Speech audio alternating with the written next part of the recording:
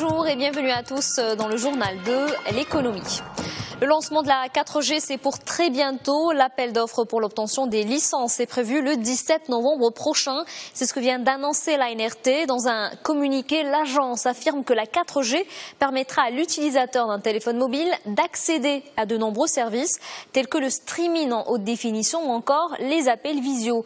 Et les avantages de la 4G ne se limitent pas à ça. La direction des études et des prévisions financières s'est intéressée dans une étude il y a plusieurs mois à l'Internet 4G et son impact sur l'économie marocaine. Un impact jugé positif, l'économie gagnerait en compétitivité. La 4G réduira la fracture numérique, améliorera la productivité de l'entreprise et renforcera la virtualisation de son espace de travail, pour ne citer que ces avantages-là. Les services 4G seront opérationnels à partir de l'année prochaine. Plus qu'une journée avant le vote du projet de loi de finances, les parlementaires doivent se prononcer demain sur la première partie du budget 2015. Sous la coupole, les débats se penchent sur la question des recettes et des dépenses. La première partie du cadrage budgétaire porte justement sur les recettes et rappelons que parmi les grandes lignes du projet de loi, le volet croissance, le texte table sur un déficit de 4,3% du PIB en 2015, un objectif fixé sur la base d'un taux de croissance de 4,4%. Le budget de l'année prochaine prévoit aussi le lancement de grands chantiers, la refonte de la charte des investissements, la création d'un statut de l'auto-entrepreneur et puis il y a la mise en place d'une indemnité de perte d'emploi. Le Maroc va se doter d'une assurance chômage, une grande première.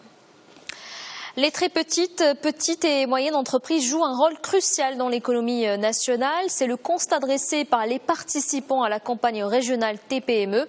C'est la 3e édition de cet événement qui réunit cette année encore professionnels du secteur bancaire et opérateurs économiques. Une rencontre pour dresser l'état des lieux. Alors en chiffres, les TPME contribuent à hauteur de 30% dans les exportations nationales, 50% à la création d'emplois et enfin 50% dans les investissements nationaux. Ce type d'entreprise bénéficie de programmes de soutien et de fonds de soutien. Parmi eux, la Caisse centrale de garantie. Les engagements de la CCG ont atteint les 6,4 milliards de dirhams en 2012. Plus du tiers a profité aux très petites et moyennes entreprises. Dans l'actualité nationale aussi, le lancement du premier concours marocain des produits du terroir. Une première édition qui veut être une occasion aux producteurs de soumettre leurs produits à l'appréciation d'un jury. L'événement aura lieu le 19 novembre prochain. Il fait partie du projet PAMPAT, comprenez par là projet d'accès au marché pour les produits agroalimentaires et de terroir. Il est financé par le secrétariat d'État à l'économie de la Confédération suisse. 32,6 millions de dirhams ont été débloqués pour une durée de 4 ans. Objectif est d'améliorer les performances, l'accès au marché et les conditions socio-économiques des chaînes de valeur de certains produits du terroir. On reste dans la région. Les constructeurs automobiles renforcent leur présence. On vous en parlait il y a quelques mois après l'ouverture de l'usine Renault de Tanger au Maroc. Le groupe Holosanche inaugure son usine de Oued Tlelet, près d'Oran, en Algérie. C'est la 19e usine d'assemblage de Renault dans le monde.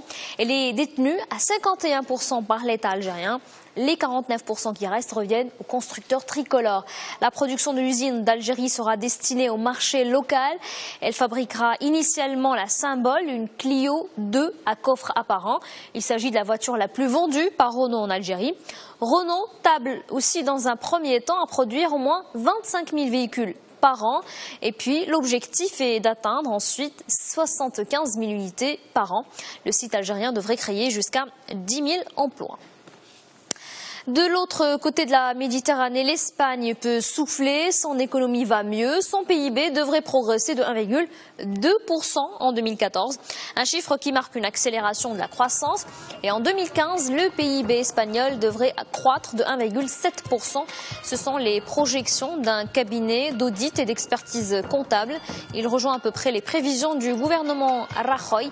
Ce dernier table sur une croissance de 1,3% en 2014 et 2% l'an prochain. À l'international, c'est un important forum organisé à Pékin. Il s'agit du sommet de la coopération économique de l'Asie-Pacifique.